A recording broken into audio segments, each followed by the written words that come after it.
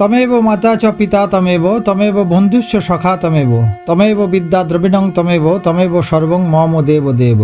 শ্রীকৃষ্ণ হলেন পরমেশ্বর ভগবান। তিনি সবকিছুর উৎস, সবকিছুর পরম কারণ, অতীত ভবিষ্যৎ এবং বর্তমান সবকিছুর। ভগবান অনন্ত, অনন্ত তার নাম। তিনি অলীক কিছু নন। তার রূপ সবিশেষ এবং নির্বিশেষ দুইভাবেই প্রকাশিত হয়। তার সেই রূপ সৎ, চিৎ এবং আনন্দময়।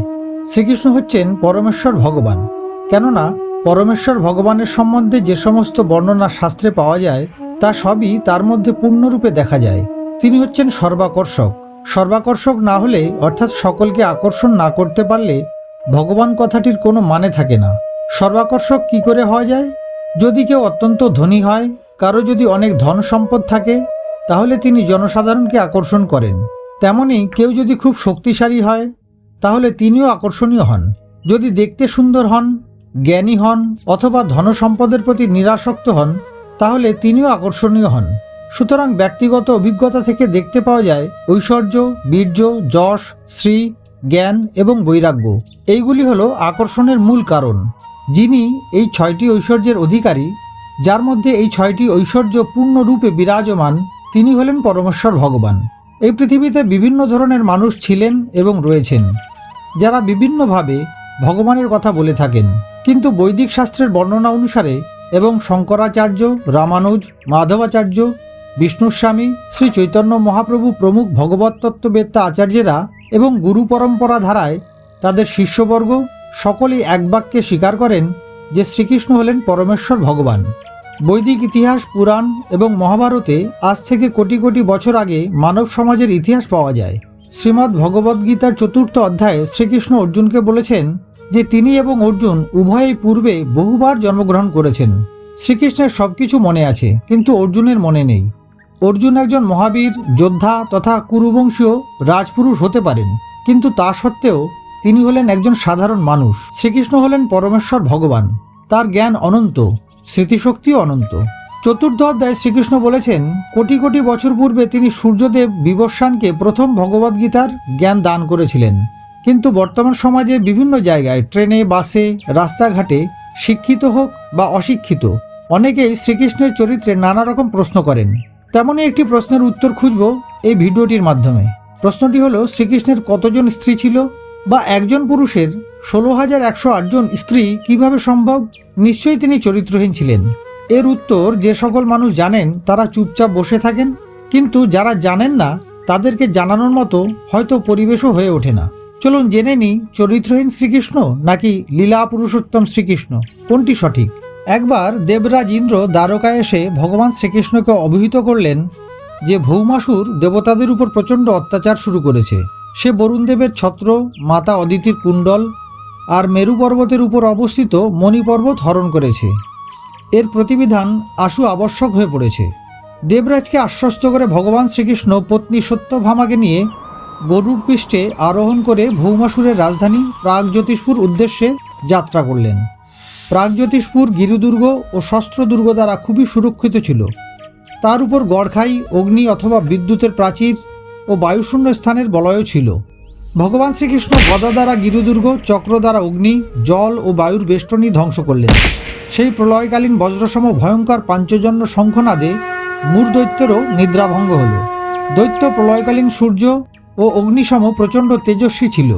সে গরুর বাহনের দিকে ত্রিশূল নিক্ষেপ করায় ভগবান শ্রীকৃষ্ণ স্বরাঘাতে তা খণ্ডিত করলেন।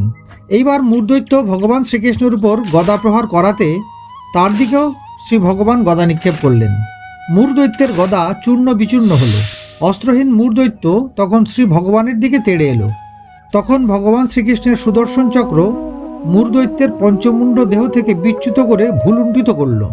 মূরবধ করে শ্রী ভগবান মুরারি নামেও পরিচিত হলেন।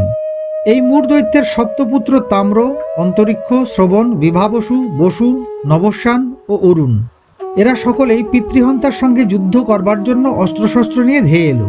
ভৌমাসুরের পুত্রদের আদেশে পীঠদৈত্য সেনাপতি রূপে ভগবান শ্রীকৃষ্ণের সঙ্গে যুদ্ধ করবার জন্য এগিয়ে এলো। সকলেই পর্যুদস্ত হলো। এইবার ভূমিপুত্র নরকাসুর মদস্রাবী সমুদ্রজাত হস্তিসমূহ সৈন্য নিয়ে শ্রী ভগবানের সঙ্গে যুদ্ধ করবার জন্য নগরের বাইরে বেরিয়ে এলো। সে দেখল যে ভগবান শ্রীকৃষ্ণ নিজ পত্নীর সঙ্গে আকাশে গরুর পৃষ্ঠে অবস্থান করছেন। তার মনে হলো যে সূর্যের উপর বর্ষার শ্যামল মেঘমালা শোভমান রয়েছে। ভৌমাসুর শ্রী ভগবানের উপর শতগ্নি শক্তিশাল প্রয়োগ করল। গদাগ্রজ ভগবান শ্রীকৃষ্ণ তখনই বিচিত্র পক্ষ বিশিষ্ট সুতীক্ষ্ণ স্বর নিক্ষেপ করে শতগ্নি অস্ত্র নিষ্ক্রিয় করলেন। ভৌমাসুর নিক্ষিপ্ত সকল অস্ত্রই শ্রী ভগবান শক্তিহীন করে দিলেন। অবশেষে ভগবান শ্রীকৃষ্ণকে বধ করবার জন্য ভৌমাসুর এক ত্রিশূল তুলে নিল। ত্রিশূল নিক্ষিপ্ত হওয়ার পূর্বেই ভগবান শ্রীকৃষ্ণের সুতীক্ষ্ণ সুদর্শন চক্র দ্বারা হস্তির উপর আসীন ভৌমাসুরের মস্তক ছেদন হল। দেদীপ্যমান কুণ্ডল ও সুন্দর কিরীট সহ ভৌমাসুরের মস্তক ভুলুণ্ঠিত হল। ঋষিগণ সাধুবাদ দিলেন এবং দেবতাগণ শ্রী ভগবানের উপর পুষ্পবৃষ্টি করতে লাগলেন।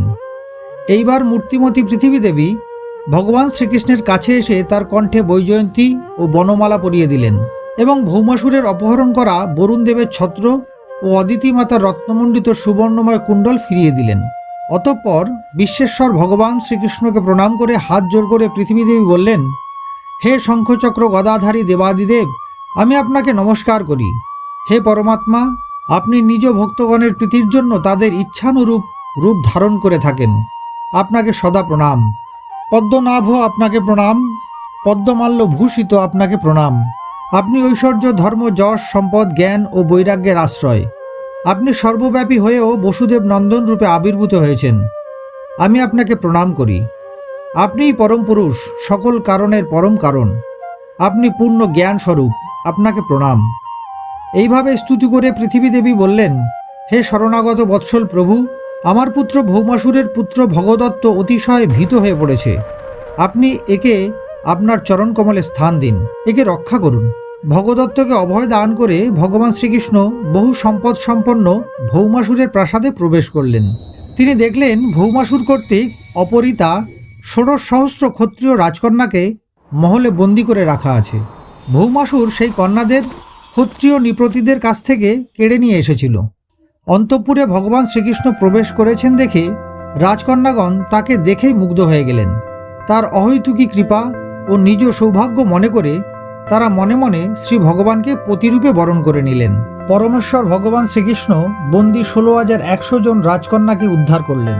প্রশ্ন জাগে, রমণীগণ তাদের নিজের নিজের রাজ্যে কেন ফিরতে চাইলেন না, বা শ্রীকৃষ্ণ কেন তাদেরকে বিবাহ করলেন? আসলে রমণীগণ ভেবেছিলেন সমাজে ফিরে গেলে হয়তো কলঙ্কিত হতে হবে, এবং তারা এটাও জানতেন যে যাকে পেয়ে গেলে জগতে আর কিছু পাওয়ার বাকি থাকে না, যাকে পাওয়ার আশায় মুনি ঋষিগণ যুগ যুগ ধরে তপস্যায় বসে আছেন, যাকে ব্রহ্মাদি দেবতাগণও লাভ করতে পারেন না, সেই অমূল্য সম্পদ, সেই অগতির গতি পরম সুহৃদ, জীবনের সার পরম পরমেশ্বর, সংসারের কর্তা যখন তাদের অভয়দান করেছেন, তাহলে তাকে যে কোনো মূল্যেই তারা হারাতে চাননি। তাই সেই রমণীগণ শ্রীকৃষ্ণের দাসী রূপেই নিজেদেরকে স্বীকার করেছেন।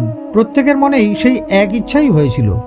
তখন ভগবান শ্রীকৃষ্ণ সেই রাজকন্যাদের উত্তম বস্ত্রালঙ্কারে ভূষিত করে দিলেন আর তাদের শিবিকায় করে দ্বারকায় প্রেরণ করলেন।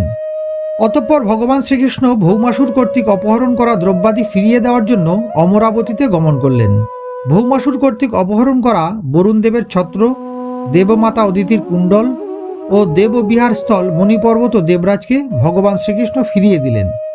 দেবরাজ ইন্দ্র প্রণাম করে কৃতজ্ঞতা জ্ঞাপন করলেন। এইবার ভগবান শ্রীকৃষ্ণ ভৌমাসুরের অন্তঃপুর থেকে উদ্ধার করা রাজকন্যাদের মনোবাসনা পূরণে উদ্যোগী হলেন। তারপর রাজকন্যাদের সমসংখ্যক রূপ ধারণ করে একই শুভ লগ্নে ভিন্ন ভিন্ন মহলে শাস্ত্রোক্ত বিধি অনুসারে ভগবান শ্রীকৃষ্ণ তাদের বিবাহ করলেন। এইভাবে শ্রী ভগবানের এই অতিশয় আশ্চর্যজনক লীলা বিন্যাস হল। ভার্যাদের মহল সকল দিব্য বস্তুসমূহে পরিপূর্ণ ছিল। ভার্যগণ সকলেই লক্ষ্মী দেবীর অংশ সম্ভূতা ছিলেন, আর সকলেই অবিনশ্বর ভগবান শ্রীকৃষ্ণের উষ্ণ সান্নিধ্য লাভ করে ধন্য হতেন। ব্রহ্মাদি দেবতাগণও শ্রী ভগবানের বাস্তব স্বরূপকে আর তাকে লাভ করবার পথ জানতেন না। সেই রমারমণ ভগবান শ্রীকৃষ্ণকে সেই রমণীগণ পতিরূপে লাভ করেছিলেন। শ্রী ভগবানের অনন্য নরলীলা বহু সময় মানব বুদ্ধিতে বোঝা কঠিন হয়ে ওঠে। তিনি যে বোধগম্য তাই যদি তিনি বুঝিয়ে দেন, তবেই সাধারণ মানব আমরা তা বুঝতে পারি। সর্বজীবের অন্তরে অধিষ্ঠান করে আত্মারূপে সেই অনন্ত পরমব্রহ্ম পরমেশ্বর পরমাত্মা সকলের সঙ্গে বিরাজমান থাকেন। যে যেভাবে তার সঙ্গে রমণ করতে ইচ্ছা করে, পরমাত্মা তার সঙ্গে তেমনভাবেই মিলিত হন। সেই ভৌমাসুরের অন্তঃপুরে আবদ্ধ রাজকন্যাগণ শ্রী ভগবানকে পতিরূপে পেতে ইচ্ছা করেছিলেন। তাদের অনুরাগে রঞ্জিত মনকে তুষ্ট করবার জন্যই শ্রী ভগবানের বহুরূপে বিভক্ত হয়ে একই লগ্নে ভিন্ন ভিন্ন মহলে তাদের ভার্যারূপে স্বীকৃতি দান কার্য হয়েছিল। যিনি জগৎপতি তিনি তো এমনিতেই সেই রমণীগণের প্রতি। তাদের ইচ্ছা ছিল মধুর রসে মিলন, তাই শ্রী ভগবান তাদের তাই দিয়েছেন। গোচারণকালে যে বালকগণ তার সখ্য কামনা করেছিল তাদেরও তিনি সখ্য দান করে তুষ্ট করেছিলেন। তাই ভক্ত যেমনভাবে শ্রী ভগবানের সঙ্গে মিলন কামনা করে তিনি তাকে তাই দেন। কথিত আছে যে এই ১৬ সহস্র ভার্যাগণ হলেন শ্রুতির উপাসনাকাণ্ডের ১৬ মন্ত্র। শ্রীকৃষ্ণের ১৬,১০৮ জন স্ত্রীর মধ্যে প্রথম ৮ জন ছিলেন প্রধান, যারা পাটরানী রূপে দ্বারকায় স্থান পেয়েছিলেন। এই ৮ জন ছিলেন রুক্মিণী, সত্যভামা, জাম্ববতী, কালিন্দী, নগ্নজিতি বা সত্যা, মিত্রবিন্দা, লক্ষ্মণা এবং ভদ্রা। এদের মধ্যে প্রধান রানী ছিলেন রুক্মিণী। দ্বারকা অষ্টপাণিতে সমৃদ্ধ ভগবান শ্রীকৃষ্ণের সুরম্য আবাসভূমি রূপে বৈকুণ্ঠের মর্যাদা লাভ করেছিল। কারো কারো মতে ভগবান শ্রীকৃষ্ণের অষ্ট পাটরানী বস্তুত অষ্টধা প্রকৃতি। শ্রীকৃষ্ণের ১৬,১০৮ জন স্ত্রীকে ভারতীয় শাস্ত্রীয় সঙ্গীতের রাগের সঙ্গে যুক্ত করার তত্ত্বটি এক ধরনের কাব্যিক রূপক। শ্রীকৃষ্ণকে রাগ হিসাবে চিরন্তন অপরিবর্তনীয় ঐশ্বরিক সুরের প্রতীক রূপে রূপ দেওয়া হয়, আর স্ত্রীগণকে রাগিনী হিসাবে। রাগ ও রাগিনী একত্র হয়ে অনুভূতি ও মেজাজকে উদ্রেক করে, তেমনি শ্রীকৃষ্ণ ও তার স্ত্রীগণ প্রেম এবং সৃজনশীলতার ঈশ্বরীয় খেলা প্রকাশ করে। এই দৃষ্টিভঙ্গি ভারতীয় সংস্কৃতিতে সঙ্গীত, ভক্তি এবং আধ্যাত্মিক দর্শনের সূক্ষ্ম সম্পর্ককে তুলে ধরে।